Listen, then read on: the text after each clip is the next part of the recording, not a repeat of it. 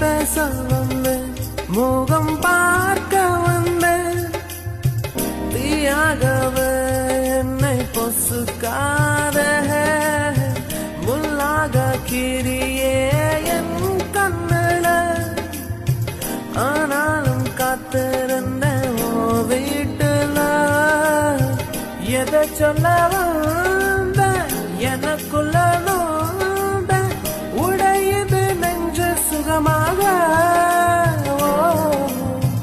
எவன் வந்த போதும் பயம் வந்ததில்ல இப்ப அது ஏனோ தெரியவில்லை பேச வந்து